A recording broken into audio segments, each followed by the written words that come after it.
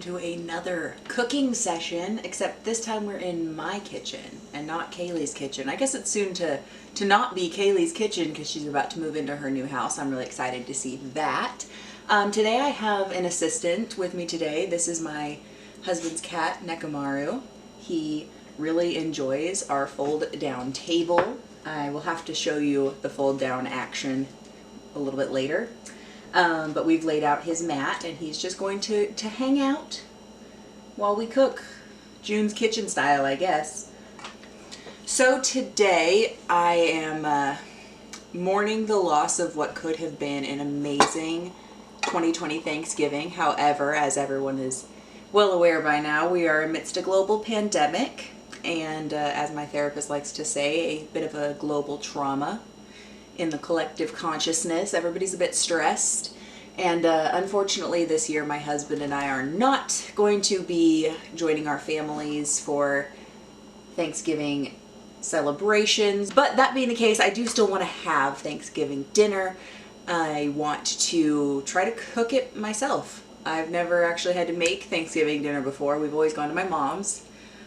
Here we are. I've laid out some of my ingredients. I've pulled some recipes off of Pinterest. I'm gonna give it a shot. Let's see how this Thanksgiving goes.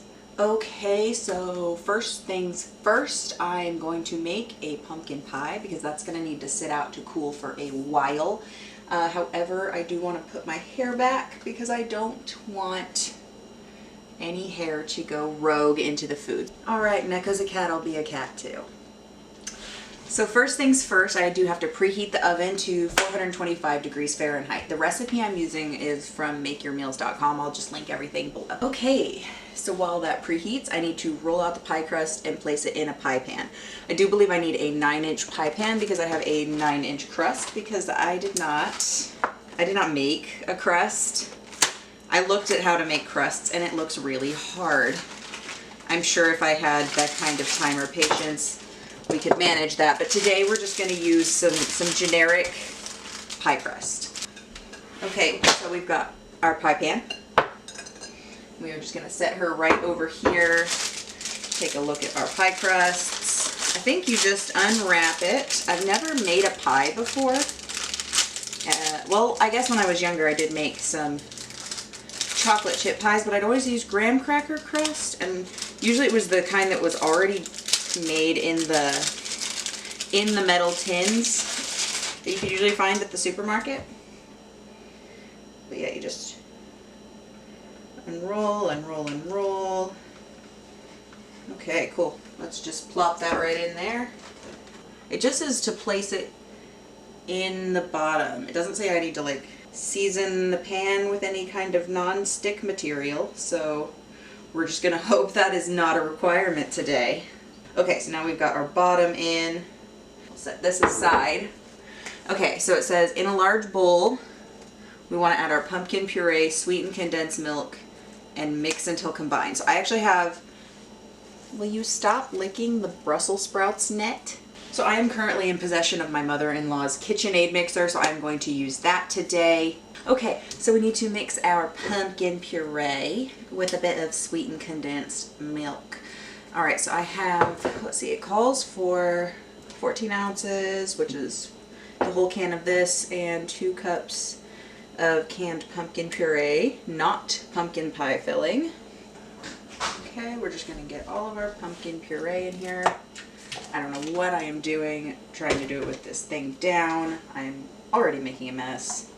Kaylee, I need you. Alright, and then we're just going to throw in the sweetened condensed milk.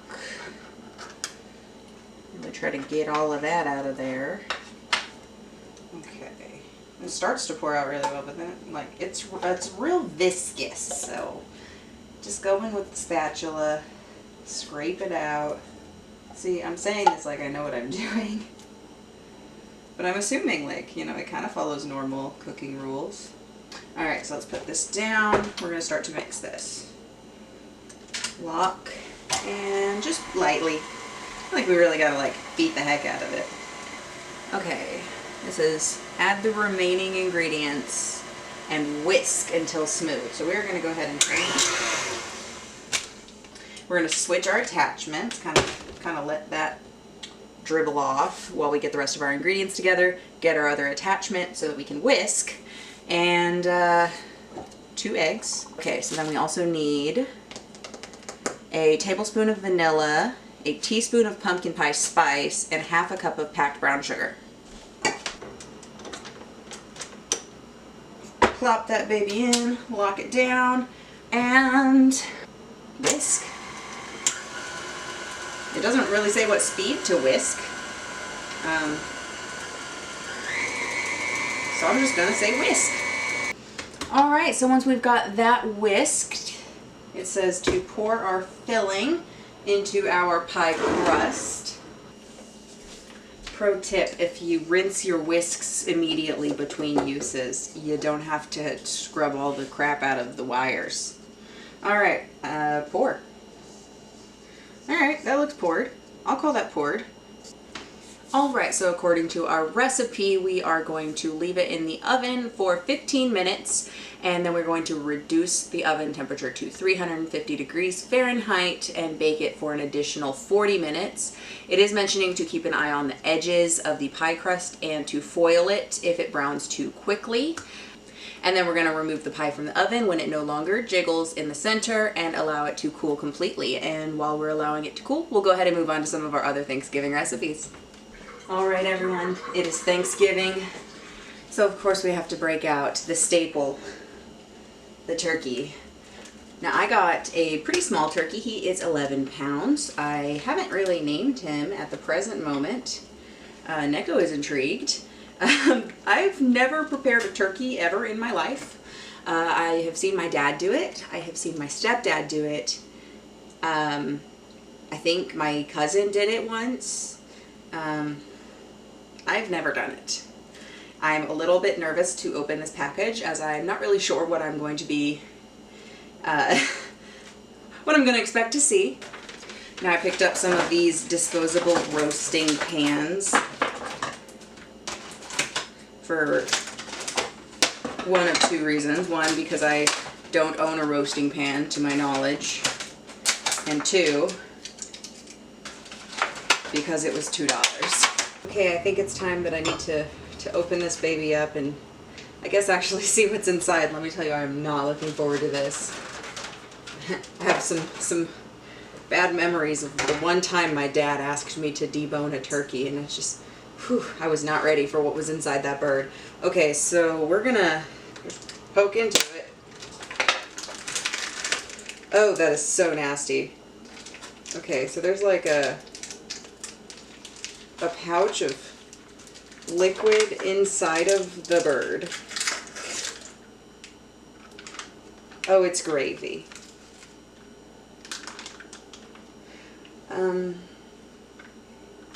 We'll just put it in this bowl and set it. We'll just put it in this bowl and set it aside.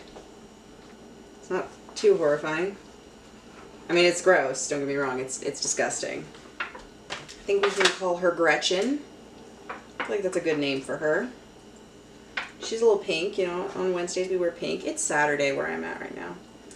Okay, so what we are actually going to do is the spatchcocking method, which I was actually introduced to from the Food Theory channel just a few days ago. So as I kind of follow their instructions, I will like link the video down below. I don't know if I'm doing this right, but oh, okay.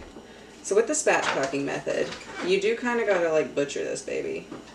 You have to cut out its spine and then flatten it, and this is supposed to allow you to have a lower cooking time, and because you're able to cook it at a higher temperature, and it might even come out like halfway decent. So here we go. Oh, that is the disgust. Oh, that is so nasty.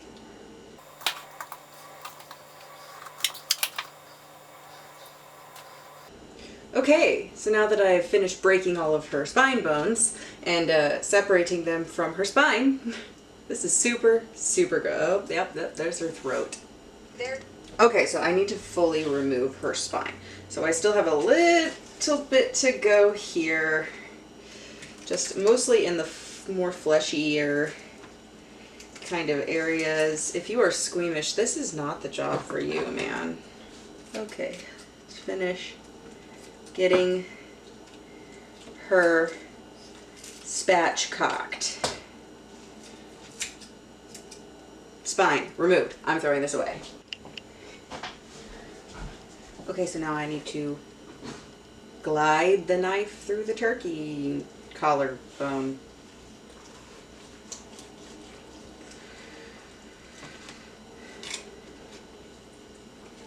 I don't really know how much. I think that was right. I mean, this seems to be through the collarbone. I'm gonna go with that's good. Okay, and then I guess we're gonna flip her over. Get her ready for smushing. Oh, okay, this is still really nasty. Okay, and we just smash her down. Okay, so I have not actually gone in and done any seasoning with this just yet because I didn't read the instructions before I started. So here we go. We're gonna actually go ahead and salt and pepper the inside. I honestly don't know if that's something that people do, but that's what we're gonna do.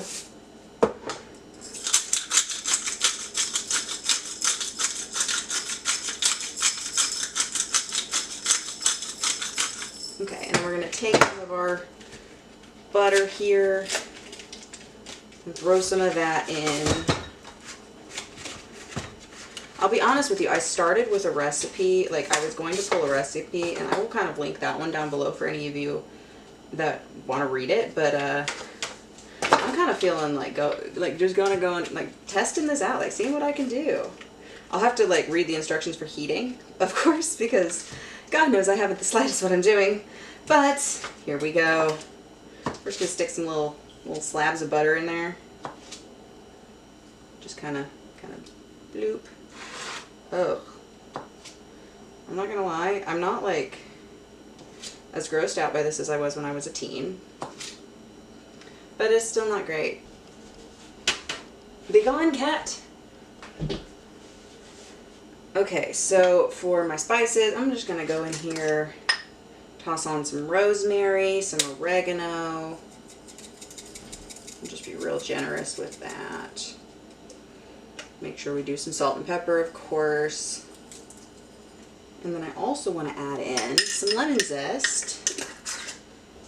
Now I do not have a lemon zester, so what I usually do is I just take a really, just a peeler, take a thin amount of the skin from a few parts of the lemon, and you want to try to keep it thin. You don't want to go all the way through to the citrusy part of the lemon, the part where it starts getting all juicy and wet. Like, you still want to have a decent amount of that skin. That's how you know you're really zesting it up. Okay, so there's 4 pretty decent strips of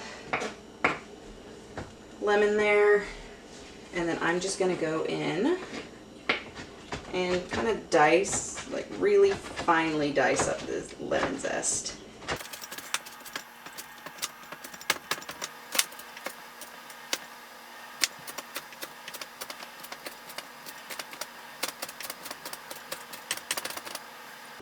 Alright, and then once we have basically minced up our zested lemon skin, we'll just sprinkle that right in here with Gretchen.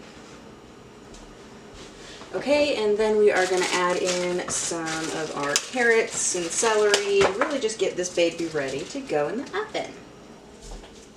Alright, and then some last addition to the turkey, I'm going to go ahead and mince up some garlic so we can have almost like a garlic and herby kind of turkey moment. And then once we've got everything added to the turkey, we're going to go ahead and throw it in the oven at 350 degrees for an hour and a half. We're going to go ahead and rotate that pan every 30 minutes. And I think I'm going to go ahead and, for that first hour and a half, cover it in foil just to really keep the heat, those juices in. Just kind of give it a fighting chance for moisture just in case I messed it up. And then for the last 15 minutes, we're going to crank that heat up to 400, and I'm going to go ahead and remove the foil and allow that skin to crisp up really nicely. And then in the meantime, while that turkey cooks, we'll start on our next recipe. All right, so the next thing that we need to get working on is our dinner rolls. So everybody loves fresh bread. I like making bread, but I almost never do it because it is kind of a pain. But I'm gonna try this recipe from justataste.com. Again, I'll link it below. So for the things this one calls for, we need a packet of our dry yeast, we need warm water, we need some sugar, we need some flour, we need salt, and some milk. It does call for whole milk. I have lactose-free milk. We're gonna use that. And then some large sea salt. So let's go ahead and find our dough hook. Here we are, we'll get that attached. Perfect, cool. All right, let's see what's next. We need to combine a 1/4 cup of warm water with a pack of yeast and our melted butter. Okay, so with a 1/4 cup of warm water, 2 tablespoons of melted butter, and our yeast, we're just gonna add all of that to the stand mixer.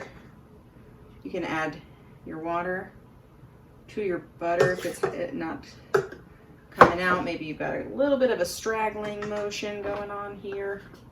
Just scrape that into the thing. It's fine. It's fine. Cool. All right, so once that is in, let's go ahead and add our yeast.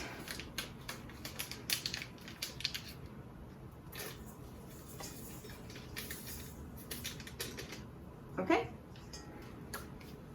And it says to combine. Combine. We're going to prepare 1 cup of flour. Now the trick with flour is actually that it tends to compact and you can often have more than you actually need whenever you just scoop it out. So what we're going to do instead is we're just going to nicely spoon it into the measuring device. It's better if you sift it. I don't have a sifter, so we're spooning. All right, so then we're gonna add in a cup of flour and let that do some stuff. It says to beat on high speed for 2 minutes. Oh, we need to also add our whole milk, which is lactose free. How much milk do we need? We need a 1/2 cup. Luckily for us, we do have a lovely measuring cup here. We're just gonna plop that right in there. Let that start to mix. Throw in a bit of salt. And we need to add our sugar. Honestly, I think I've done this slightly not in order. But we're gonna hope it turns out okay. We need 2 tablespoons of sugar. Easy peasy, 2 tablespoons of sugar. Okay, so we needed to beat it on high until it forms a ball. I believe this has formed a pretty decent dough ball. So we're gonna go ahead and prep our surface to knead the dough by hand.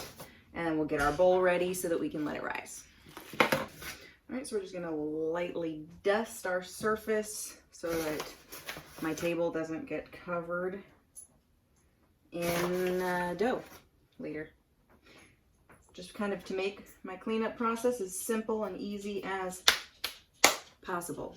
The recipe does call for an extra 1/4 cup of flour if your dough is still really sticky. Mine was, so I did use that, but it could depend on the ingredients that you use. Maybe the lactose-free milk had an effect. I don't know. I'm not a professional chef. I'm just a girl in my kitchen. Okay, so now that we've got our dough out, we're just gonna, I guess, knead into that for a while and just knead it for like 2 minutes.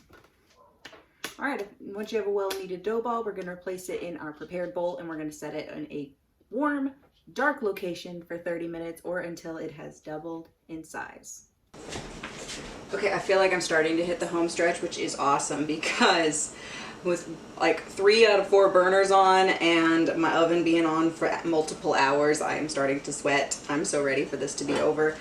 So we are gonna go ahead and prep the area we're actually going to bake our rolls in and start forming our rolls. So we want to prep our container, make sure it's nicely buttered, And I just pulled our dough. It is super well proofed. So let's go ahead and pull that out. And we want to take this dough and form it into a bunch of little baby doughs.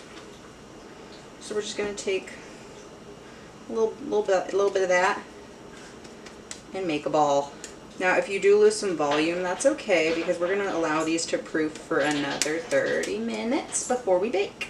Alright, and then once we've got our little dough balls formed, we're going to go ahead and cover these back up with a towel, put them in another dark, warm place to proof for about 30 minutes. Okay, so the next one that we're going to work on is one of my personal favorites, and that is going to be your candied sweet potatoes. So first things first, I need to go ahead and wash these babies off. I'm only using 4 because I'm only feeding like 2 people. And even still, I'm so certain we're going to have an obscene amount of leftovers after this is all said and done.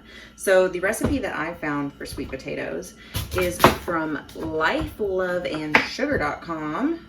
Just I believe it is a nice, cute little cooking, baking blog. And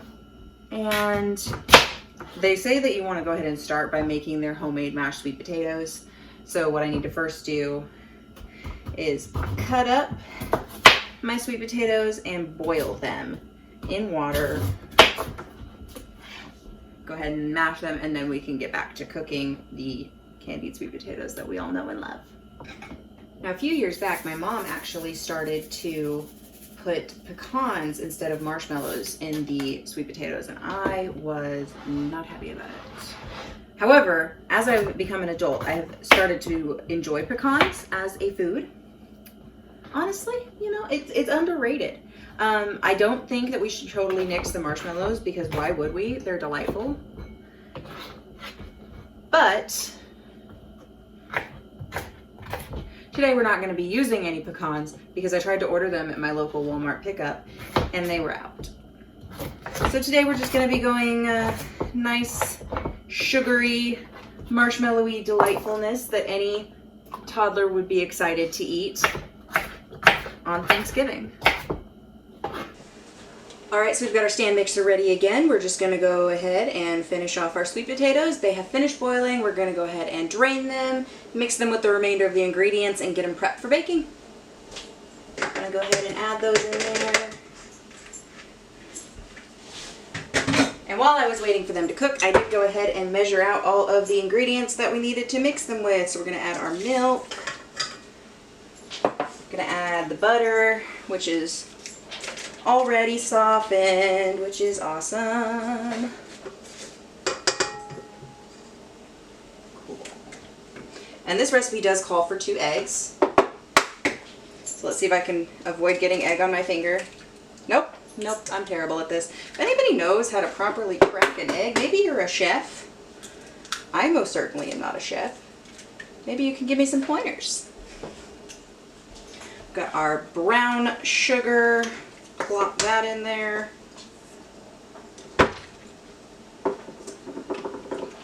Gonna want some vanilla and some spices. Lock it down and let it rip. Now I'm going for a really kind of chunky sweet potato mash. Depending on how you like it, you can really cream them up, but I'm going a little chunkier. So once you are all mashed up, we're going to add that to our baking dish. It is really soupy, so I don't know if I did this right. Alright, and the next thing we need to add is a lot of marshmallows. Alright, once you've got a pretty decent layer of fluffy happiness monsters, we can pop this baby in the fridge. I'm going to say like 10 to 15 minutes and just kind of keep checking on it. Alright, next I want to start preparing the mashed potatoes, because no Thanksgiving is complete without just a giant vat of mashed potatoes just hanging out on the table that my cousins will eat all of the mashed potatoes. Now, I've actually been making potatoes for a very long time. My dad used to always look at me whenever we were getting ready, and he would say, "Taters, precious," and that would mean it was time for me to chop and peel potatoes. So we're going to go ahead and get these rinsed off. We're going to go ahead and dice them and get them ready to go in the boiler. I am going to go ahead and keep the skin on. Ian and I are a big fan of that more earthy flavor that you get whenever you leave the skin on. But with russet potatoes, if you're gonna leave the skin on, make sure you really scrub it. Okay, so with both forms of potato on the stove, getting ready to soften up and be prepared for further emulsification. All right, and now we're ready to go again to get the mashed potatoes ready. Very, very similar process as with the sweet potatoes that we just made. So I've already drained our potatoes. They are boiled and soft. We're gonna add our still very hot potatoes that are steaming into this KitchenAid mixer. And next we want to go ahead and add some butter. You can add a bit of sour cream, some salt, some pepper, garlic powder. Mashed potatoes are easy because it's such a bland base food that you can really turn it into whatever you want. And it's one of my favorite things to eat. Okay, so the next thing that I want to work on is a Southern style baked macaroni and cheese. I feel like a lot of the times in my family, we don't really get super into some of the sides. Some of them I can tell, my brother gets really excited about making jalapeno poppers. My sister really loves deviled eggs. But I am a big macaroni and cheese fan, and I don't feel like the macaroni and cheese gets a lot of love in my family, so I'm gonna give it some love. The recipe that I found that I'm gonna be basing this off of, I found on staysnatch.com. I am gonna be having to alter it just a little bit because I do still want to do multiple different types of cheese, but I couldn't find all the types of cheese that they used. So I have some Parmesan, some pepper jack, some Colby jack, some sharp cheddar, and some Monterey Jack. We're just gonna make it work. So I've already got some water boiling so that we can cook our pasta, and then we're gonna go ahead and get our sauce ready. Now it looks like for this recipe, first I need to warm a saucepan on some medium heat, and we're gonna go ahead and whisk our flour and some of our butter together until it is fully combined. Then we're gonna add our milk, our heavy whipping cream, continue to combine that, and then we're gonna start adding half of our cheeses. We wanna make sure they're all shredded. I did go ahead and shred through some of these blocks slowly. We're just gonna keep adding these cheeses just intermittently as we start combining them into the sauce. Then we're gonna go ahead and add our seasonings. You're gonna kind of add it to taste, so you're just gonna be like, sprinkle, sprinkle, lick, lick, you good. Okay, then we're gonna go ahead and add our sauce to our cooked pasta, mix it all up, add it to a pre-greased baking pan, add some of our shredded cheeses to the top of the mac and cheese, add another layer of pasta, add another layer of cheese, and then you wanna make sure that you've got a good amount of liquid through all of the pasta so that it looks really nice. Everything doesn't get too overcooked or undercooked in different areas. It's really even. And you're gonna bake that for 45 minutes until you got a nice golden brown, cheesy, bubbly, delightful mess that I'm going to carb load on. And we're not gonna talk about that. Okay, so for one of our last recipes, we are gonna go ahead and make some Thanksgiving-y themed Brussels sprouts, because let's be honest, America, we all need some greener stuff to our plates. In addition to me having never cooked anything on the menu today, I've never made Brussels sprouts. However, after going to dinner at a few of my friends' house before COVID started, I do know that I like them when they're done well. So let's see if I can replicate the general idea here. Right now I'm just cutting off the very ends, the stems, and I'm cutting all of the Brussels sprouts in half. Okay, so next we want to make sure that we are generously coating our cookie sheet in oil. It says to use parchment paper. I actually just recently ran out of parchment paper, so we're going to use foil. We're going to go and make sure we get about a tablespoon's worth of oil, just nicely spread across our baking tray here.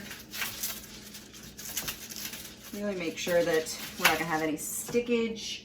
And then we want to toss our Brussels sprouts with a bit of oil and some salt and some pepper. I want to use the big chunky salt for these. So first things first, we're going to add just a bit of oil. Really get that in there. A bit of chunky salt, a bit of pepper.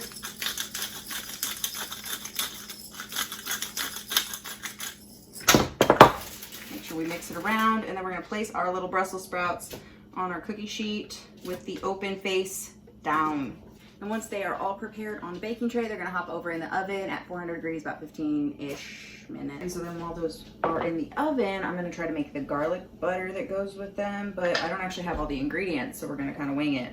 So we've got some melted butter and some garlic powder, and we're gonna try to whisk that in together.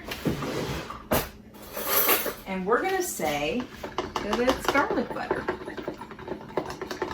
We'll just set that aside. Now, in addition to not having any of the garlic paste that the recipe calls for and not wanting to zest my own garlic cloves because I feel like I'll hurt myself, I also don't have any pecans because they were out at the store, and I don't have any bacon because I forgot. So we're gonna skip those and just have some garlicky Brussels sprouty yumminess.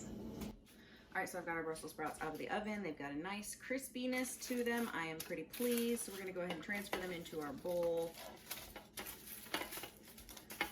and add in our other goodies. All right, so we're gonna go ahead and add in the garlic butter that we made earlier, and then some of these dried cranberries. Just a little bit. All of our garlic butter. Just gonna stir it up. And there we go. We've got some delightful Thanksgiving vegetables to grace our plate with a little bit of healthiness. Hey guys, so somehow I forgot to film the instructions of how to make cranberry sauce, but it was so good. You've got to try it. All I really did was I took my fresh cranberries. You could also use frozen, but I added them to my granulated sugar and my water, and I allowed those to reduce in a small pot. It was really interesting to hear some of the cranberries burst and watch it as it started to reduce, but once you get to this nice reduction, then you go ahead and add your extra ingredients. I believe salt, cinnamon, vanilla. Let it cook for a few more minutes, and then you'll just let it cool at room temperature. I thought this stuff was so good. Let me know if you try it in the comments below.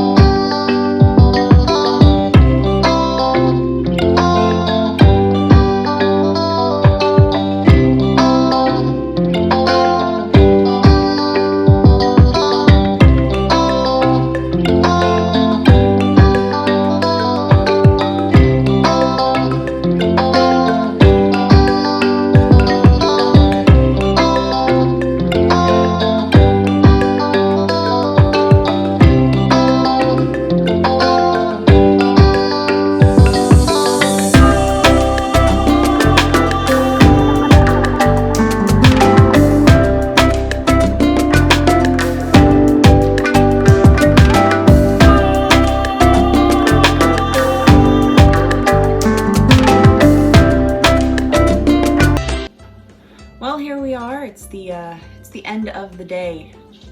I spent, I would say all day doing this Thanksgiving thing.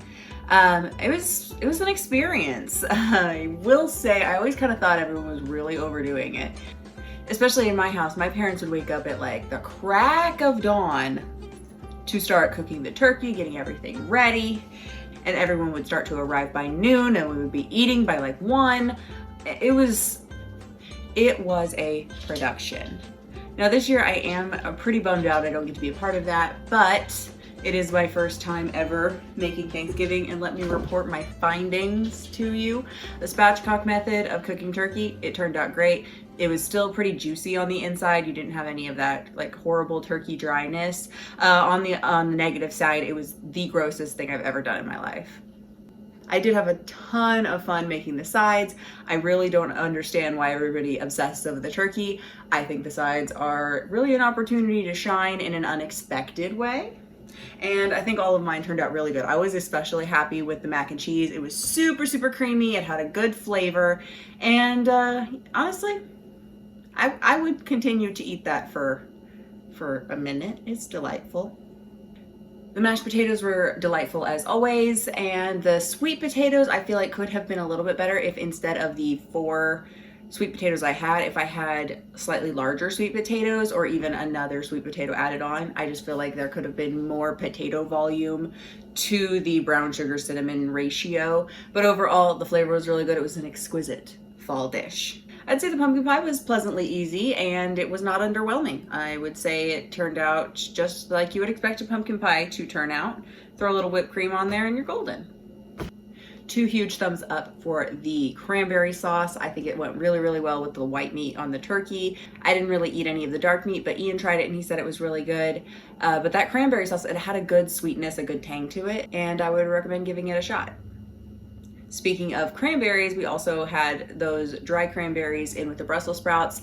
I did really enjoy that recipe. I thought it had a really good flavor, but I do think having the additional ingredients that they talked about in the recipe might have made for a more exciting flavor. The rolls, they were super, super pretty. I liked how they looked. The taste was fine. I did find them to be just the tiniest bit dry, so that was probably on me. I think I cooked them just a little bit too long, but overall, they were pretty decent. Throw a little bit of butter on it and you've got yourself some nice homemade bread. Overall, I think my first time experience making Thanksgiving dinner was a trial. It was definitely difficult to manage the timing of all of the dishes. I got pretty lucky and all of ours came out right around the same time. I know this year has been really, really hard on a lot of people. A lot of people I know have been affected by COVID-19, and there are thousands more out there that I don't know that have been affected even worse. It's nice to get to sit around and cook and enjoy a meal together. Unfortunately, we can't all do that right now. I'm looking forward to video chatting with my family on Thursday and just kind of seeing how my cousins, my aunts and uncles are doing, and try to be there for them as much as I can during this holiday season, even though this year is just a little bit unconventional. Thanks for joining me on this adventure, this first time experience. Make sure to like and subscribe. Check out the recipes in the description below and leave me a comment on some of your favorite Thanksgiving recipes. I am always excited to try to make something new, and I might even bring you along for the ride. So make sure to stay tuned for some more #Callie shenanigans, even if it's just Kaylee or just Allie. We are currently working on some of the kinks to see if we can get a video chat session going where you can see both of us, but we are in different locations, but technically still in on the same video, if that makes sense at all. I hope it does. But thank you for watching. I had a really interesting experience. I hope you had a good time watching. Have a good evening. Bye.